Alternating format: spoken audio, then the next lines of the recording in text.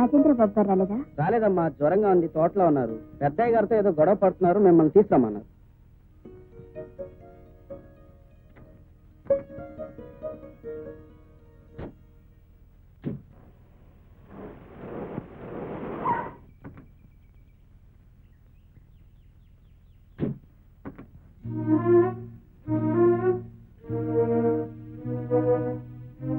మా అబ్బాయి పిలిపించలేదు, నేనే పిలిపించాను.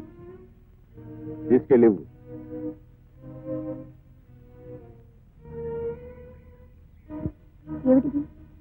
నష్టపరిహారం. దేనికి?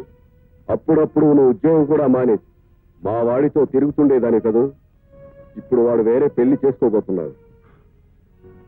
చూడు, నేను కోటీశ్వరుని. ఎవరైనా రాబోయే కోడలు కోటీశ్వరుని కూతురే కావాలని కోరుకుంటారు. మరి నాకు కొన్ని కోట్లున్న కోటీశ్వరుని కూతురు కోడలుగా రాబోతుంది. నువ్వు ఆశపడ్డా నిన్ను నా కోడలుగా చేసుకోలేదు. అందుచేత నువ్వు ఇబ్బంది పడొద్దు, మా వాడిని ఇబ్బంది పెట్టద్దు. మరింకెప్పుడు మా వాడికి కనిపించొద్దు. ఇదిగో మాట, కోపంగా వెళ్తున్నావా లేక నువ్వు చెప్పేదేంటి నేను వినేదేంటి అని వెళ్తున్నావా? అదేదో చెప్పెళ్తే మంచిది. మీ అబ్బాయి గారితో చెప్పండి, ఆయన ఏం చేయమంటే అది చేస్తాను. వాడిని ప్రతిమాలి ఒప్పించే పొజిషన్ కాదు నాది. నువ్వు ఒప్పుకుంటే వచ్చిన కారులోనే పంపిస్తాను, లేకపోతే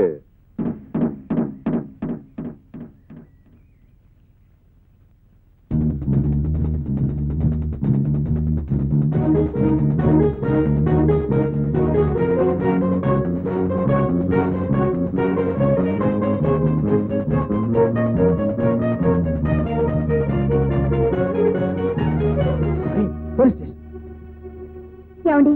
ఏమిటమ్మా, ఏమైంది? పోలీస్ స్టేషన్కి వెళ్ళిందా? కంప్లైంట్ ఇచ్చిందా? ఏమని?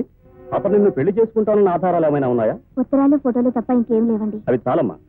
ఈ పెళ్లి అతని తండ్రికి ఇష్టం లేదని, నిన్ను చంపించడానికి ప్రయత్నం చేశాడని, నీకు రాజేంద్ర బాబుకి పెళ్లి జరిగేలా చూడమని కోర్టు వారికి అర్జీ పెట్టుకో. న్యాయస్థానం నీకు తప్పకుండా న్యాయం చేస్తుంది.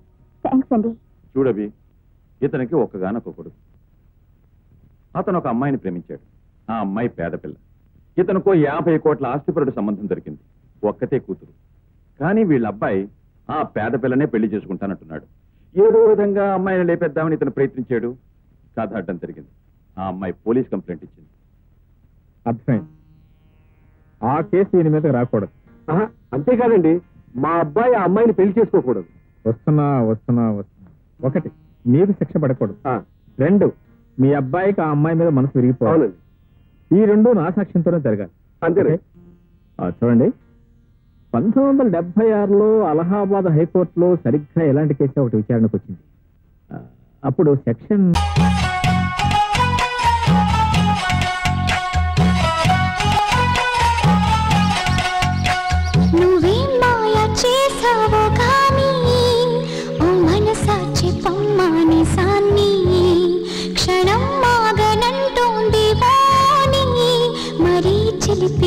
వయసు వాణి హయ్యా హయ్యా